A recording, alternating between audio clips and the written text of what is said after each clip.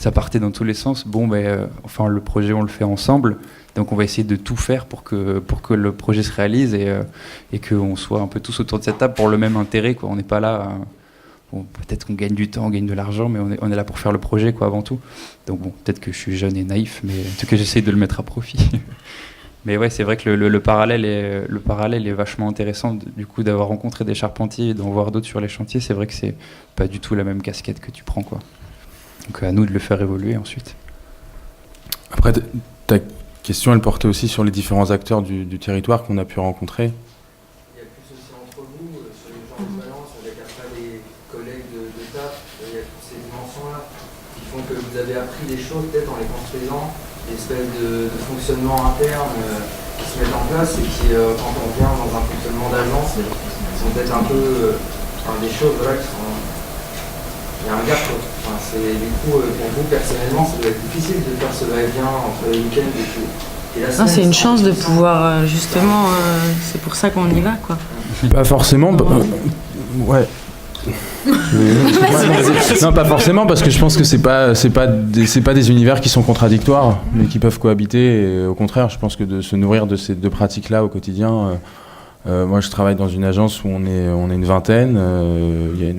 L'organisation est très hiérarchisée, et pour autant, je prends énormément de plaisir à travailler dans ce cadre-là et à y évoluer. Donc, autant que je prenais du plaisir à me retrouver les copains le week-end pour aller au hangar et travailler sur la construction du bar ou de la cuisine. Donc, je pense que c'est deux mondes que tu peux faire vivre.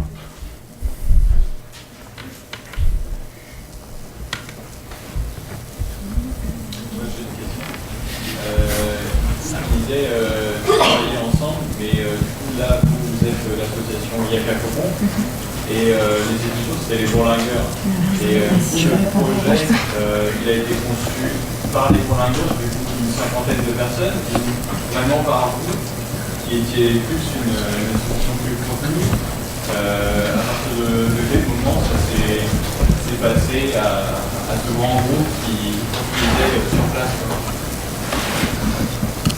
Tu viens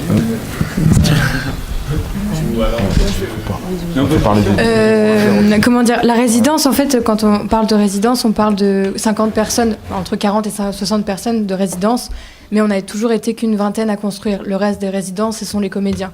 Donc la vingtaine, en fait, rien que dans Yaka Faucon, en fait, on est 10, 15. Donc en fait, c'est des copains qui sont venus aider.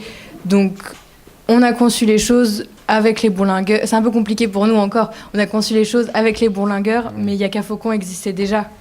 En fait, faut voir ça, parce qu'on a réfléchi, parce qu'on nous pose souvent la question, mais vous êtes bourlingueur, vous êtes Yaka Faucon.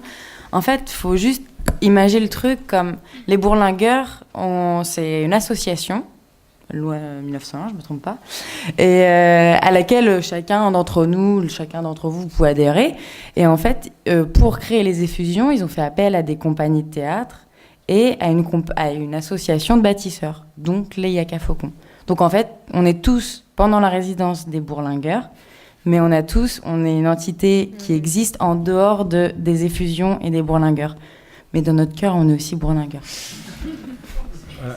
Mais ce qui génère un petit peu une ambiguïté sur la question, c'est aussi parce qu'au début, finalement, c'est deux associations qui sont nées à peu près au même moment, et on est plusieurs à avoir participé à la fois à la création de Yaka Faucon et à la fois à la création des bourlingueurs, en fait.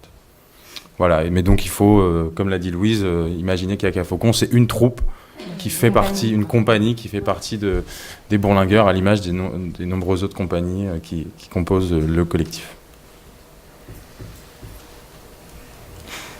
Voilà.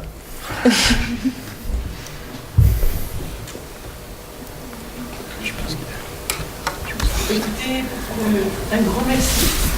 Vraiment. Merci à vous. D'abord, parce que je pense que vous nous donnez tous très envie d'expérimenter des choses, de tester grandeur nature. Et je trouve que l'école et le parc est aussi un lieu possible d'accueil. Merci aussi parce que vous êtes les premiers. Donc là, je reviens un peu sur une idée de poursuite. Et donc, d'ores et déjà, on a calé donc avec l'association Lucien une intervention début avril, je crois le 6 avril. Et puis on a aussi retenu une date avec l'association Mort, dont je parlais tout à l'heure, qui va venir le 27 avril.